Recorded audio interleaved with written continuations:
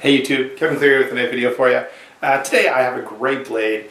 This is the Lionsteel SR1A, A standing for aluminum, so this is the aluminum handled version. Great blade, super robust folder, looks really awesome. You know, if you've got one of these in your pocket, you pretty well know you're ready for most anything that life is going to throw at you. It's just really well built. A great big thick piece of D2 steel. Anyway, overall, awesome blade. Let me tell you about it. Size and weight on this starts out, as we always do, 8¼ inches. Okay, so we got 8¼ inches here, and for me, that's kind of right in my wheelhouse.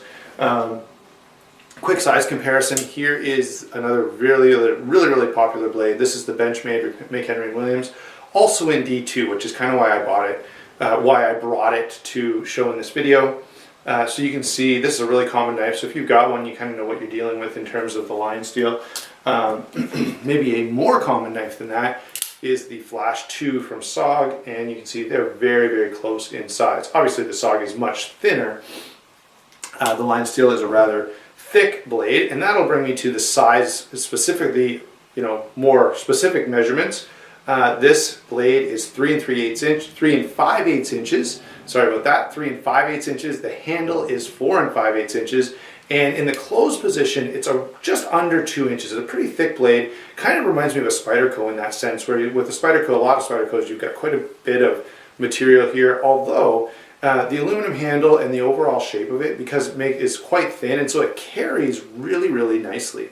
5.6 ounces on this, which again is a little heavy, but when you kind of take a look at what you're getting for that 5.6 ounces, it makes sense, okay? By the way, 5.6 ounces is not onerous to carry at all. So this is a great knife for everyday carry, because it's not, you know, it's completely carryable, and yet, you know, for that 5.6 ounces, you're getting a lot of capability, you're getting a lot of durability, toughness, very robust knife. Now, the next thing we should talk about, I guess, is the blade. And why don't we zoom in a little bit for that portion. So I'll move out of the way here. Come on in. Perfect. Okay, so this blade, again, is 3 5/8 inches of D2 tool steel. D2 is great as a blade steel because it takes a very sharp edge. I would say, again, this knife, I can't tell you how impressed I am with it because of the edge taking ability and edge retention ability of D2 steel, and of course this is going to be no different. Now, what I will say is the blade shape being very different is going to make some important distinctions in this knife, okay? Because it's quite a thick piece of blade stock, you've got a good 3/16 of an inch here, and it's a very high grind, but it's still pretty thick, okay? So it's a flat grind, but quite thick. This is not a great slicer, okay? For example, if you go to cut phone book paper, it makes the cut really well. It'll take a very sharp edge, but as you go to push through that cut, it tends to get hung up. The same is true if you cut like vegetables or cheese or whatever. You right away realize that, man, there's a lot of blade steel here that you've got to move through whatever substance you happen to be cutting. For most EDC tasks, that doesn't matter. Most people are not cutting vegetables and cheese with their folding knives. I do that specifically to test how good of a slicer it is. Okay, so slicing capability is, you know, only so-so. The same is true of penetrating ability. Any kind of stabbing cut is not going to work that well. As you can see, this is a very thick blade. The point here is not very acute at all. In fact, it's quite an abrupt belly that starts right away and comes down at a almost, you know, even greater than 45 degrees, or maybe less than, however you want to look at it. You know, if you imagine this is like a straight line, look at the angle that comes down on. It's quite steep right there at the end, okay? Compare it to the McHenry & Williams again. You can see this blade is going to be a great penetrating blade. On the other hand, because you've got so much material to move here, not so with the SR1. Okay, I would say this is a great blade for all kinds of other things. It's sharp as can be, great bushcrafting there just because of the strength and because of the durability, because of the width on that steel. I could see this being carried by like an EMS or a firefighter, anyone who may have to use their blade for, you know, difficult task, cutting someone out of something. Then you don't want a sharp point, right? You want to be able to work along the back spine of the blade. So this is a great knife for those kinds of things where you got a really tough blade, but not one that's meant for hurting anyone. And so great, let's say great overall usefulness, just so long as you understand it's limited. This is not really a combat knife, and there's more reasons than just the blade shape, but blade shape is not a combat blade shape at all. However, bushcrafting, and I've done a lot of wood processing with this knife, and it works exceptionally well. Should comment a little bit on the coating. The coating is very tough. As I say, I've done a lot of bushcraft, like woods processing type stuff, and the coating is still pretty much perfect. Not that wood is exceptionally hard on a coating, but just so you know, to keep in the back of your mind, if you're going to buy this blade, you're spending a lot of money, and the coated version, I think the satin versions look really nice as well. The coated version, that coating is going to wear. Somewhere, sometime, somehow you're going to cut a staple or a piece of glass is going to, you know, scrape it or whatever, and you're going to scrape that coating. It just happens. So kind of keep that in the back of your mind. If you want a knife that's going to look good forever, maybe steer away from black coated blades, because those coatings always wear. They just always do. All right, moving on to lockup and deployment. Deployment is fine. It's smooth, but it's not really fast. I'll try to, let's see if I can, I'm going to back out a little bit here. There we go. I'll still keep it in a little bit closer so you can get a good look at the knife, but if I try to like flick it out, you see that doesn't go very well. This is not a knife that really likes to be flicked. It's fine to open this way. It's very smooth, very easy, and this is broken in a fair bit since I've had it. So works well, but not super duper fast. Now on the same hand, the lockup is extremely good. Okay, very, very solid, very, very positive lockup. This thing is like a bank vault. They've done a great job with no movement at all, and I'll be honest, this knife has Teflon washers, and I'm always dubious of that, because in my previous experience, Teflon washers tend to have a little bit of blade give. Like, because they're soft, you can smush that washer a little bit and get the blade to move. Whether they've used something else or they've done something different here, I don't know, but this is the most solid blade that I've ever had that had Teflon washers. Okay, would I prefer still metal like phosphor bronze bushings? Absolutely, yes I would. But in this case, the washers are fine, and I've never had an issue with them, and I've never heard anyone. I try to, you know, search around before I do these videos to see, hey, is anyone complaining about a major problem, especially things that I key in on, like those washers, and I can't find anyone having a big issue. Okay, so the deployment is good, but not fast, and the lockup is crazy. Okay, very, very strong.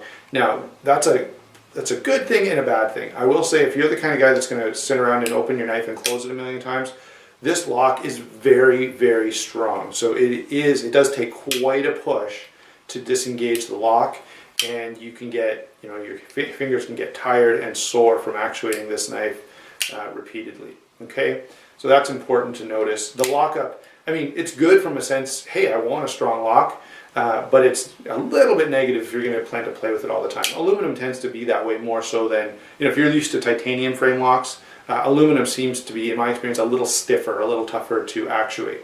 Now, in addition to that, it should be pointed out, this lock bar, this overextension stop, right, is what it really is. It's not technically a lock bar stabilizer in this knife. A lock bar stabilizer actually stabilizes the lock bar, so it reduces the distance for movement here. This does not do that, but what it can do is spin. I'm going to try to show you this on camera, but it's really awkward. Okay, so I don't know if you can see this or not, but I'm going to spin this, and when I spin it this way, now I cannot disengage that lock. It's totally locked up solid. And all it does is it moves a little piece in front of this lock, so I can't move it. Then I have to spin it the other way in order to be able to close the knife. Okay, I've never used it in real life.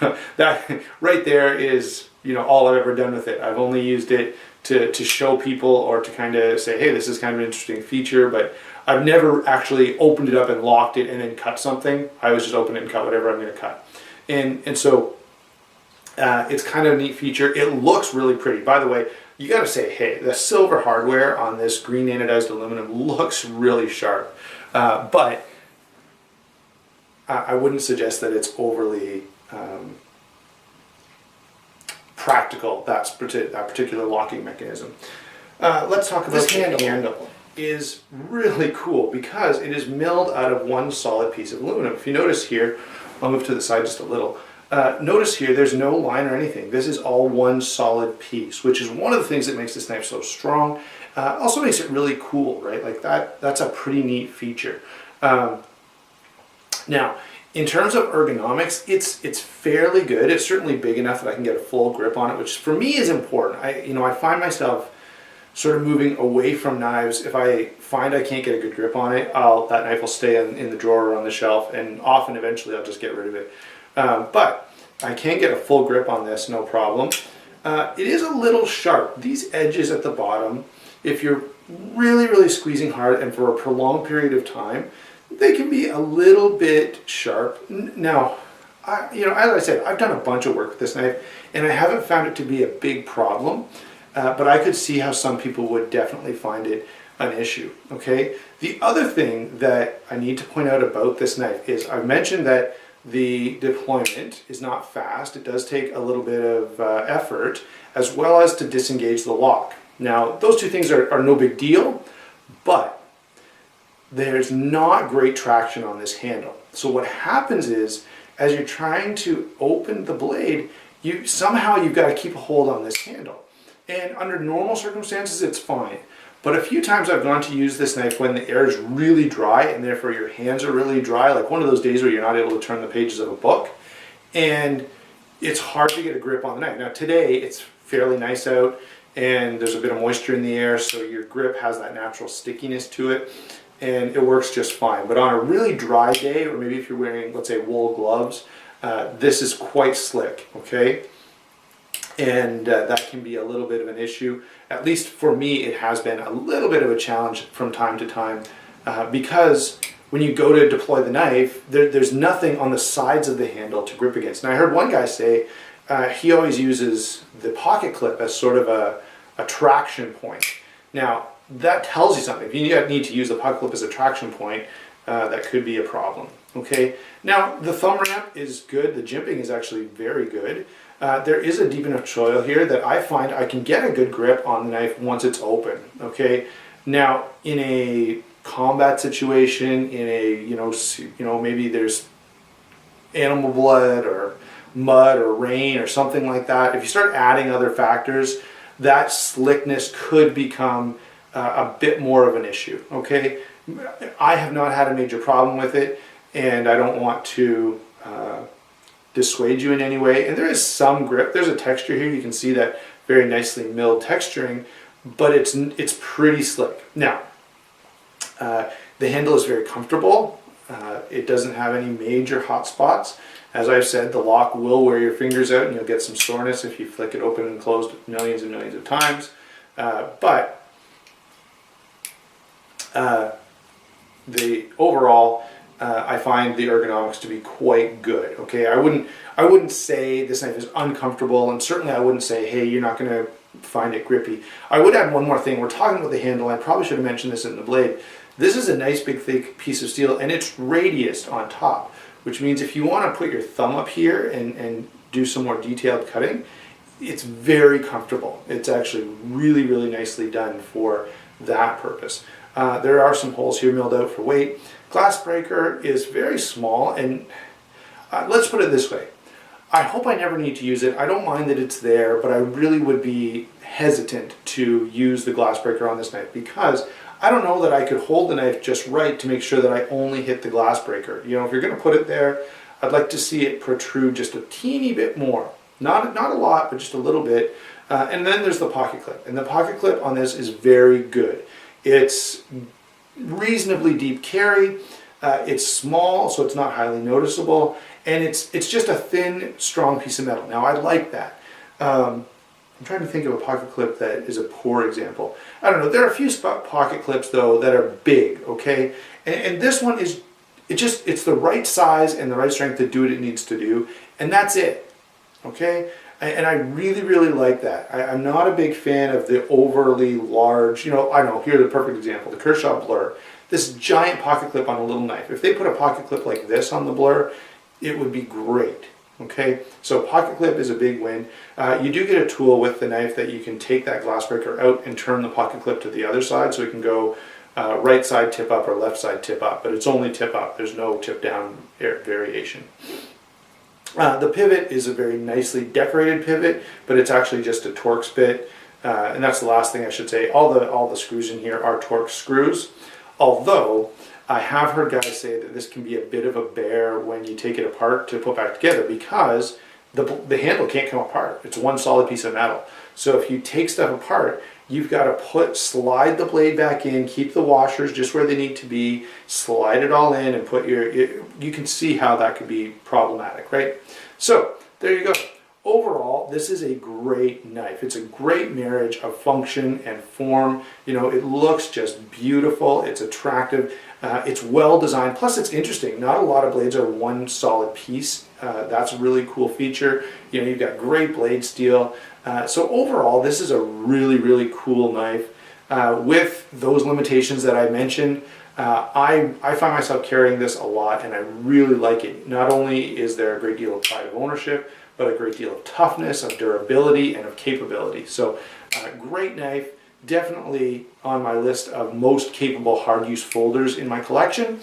And so I'm really glad to have it, and I don't think you'll be disappointed either. Now, if you don't like the look or the feel or something about that, something subjective, an aesthetic, then it's probably not going to be the knife for you. But if you say, hey, I really like the look of it, but I'm wondering if there's some negative that I'm missing, no, I think it's a great blade. Go ahead and pick it up. I think you'll enjoy it. Really, really cool knife.